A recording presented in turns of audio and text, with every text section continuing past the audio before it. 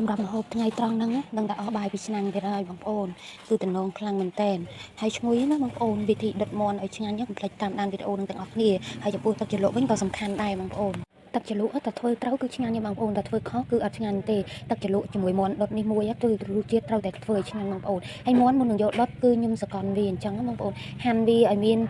ជាតិមានចូលចេះមកបងប្អូនយើងហាន់វាមានប្រឡោះដើម្បីប្រឡាក់វាទៅសាច់មាន់របស់យើងចូលល្អជាមួយនឹងគ្រឿងក្រៅដែលយើងប្រឡាក់ហើយចំពោះគ្រឿងដែលប្រឡាក់ដុតមាន់នេះមានអីច្រើនទេបងប្អូនគឺខ្ញុំដាក់ប្រេងខ្យងទឹកស៊ីអ៊ីវហើយនឹងមានប៊ីចេង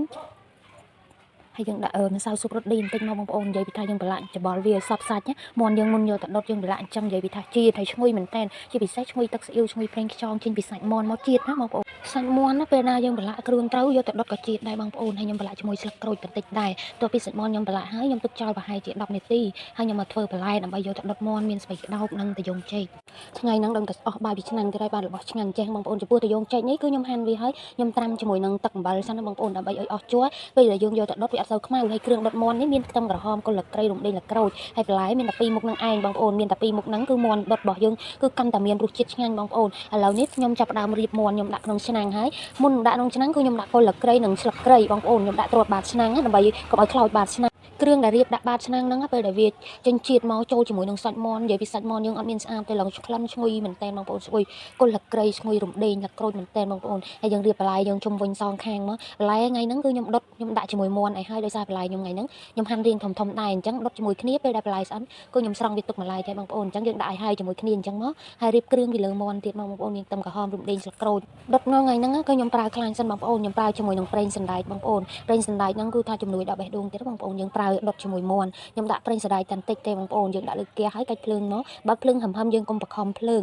បើកមកហឹមមាន់យើងឆ្អិនល្អបន្លែយើងក៏ឆ្អិនល្អដែរបងប្អូនហើយស្រោចប្រេងសណ្ដែកចូលបន្តិចមកខ្ញុំដុតជាមួយប្រេងសណ្ដែកប្រហែលជារីង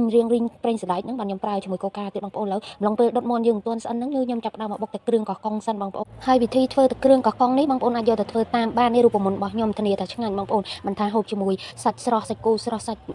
បីជាន់អីទេគឺឆ្ងាញ់ដូចគ្នាបងប្អូនគឺខ្ញុំបុកជាមួយម្ទេសខ្ទឹមហើយខ្ញុំប្រើជាមួយស្ករសបុកជាមួយគ្នាដើម្បីឲ្យម្ទេសខ្ទឹមរបស់ខ្ញុំឆាប់ម៉ត់ត្រួយវិញខ្ញុំប្រើចំនួន1ផ្លែហើយខ្ញុំប្រើស្ករសតែ2ស្ព្រាទេបងប្អូនដោយសារខ្ញុំមានដាក់ដោះគោខាប់ទៀតគឺខ្ញុំប្រើទឹកគ្រឿងនេះជាមួយនឹងទឹកដោះគោខាប់យើងទៀតគឺទឹកគ្រឿងកោះកុងរបស់យើងពេលប្រើជាមួយដោះគោខាប់ចេះវារឹតតែឆ្ងាញ់ពេលដែលរៀបចំរួចរាល់ហ្នឹងគឺខ្ញុំចាប់ផ្ដើមបន្ថែមកូកាចូលកន្លះកំប៉ុងបងប្អូនដោយសារប្រេងសណ្ដែករបស់យើងរៀងហើយយើងប្រើជាមួយកូកាទៀតគឺសាច់មាន់យើងឆ្អិនល្មមហើយបងប្អូនហើយពេលនេះបន្លែរបស់ខ្ញុំចាប់ផ្ដើមឆ្អិនខ្ញុំធ្វើការ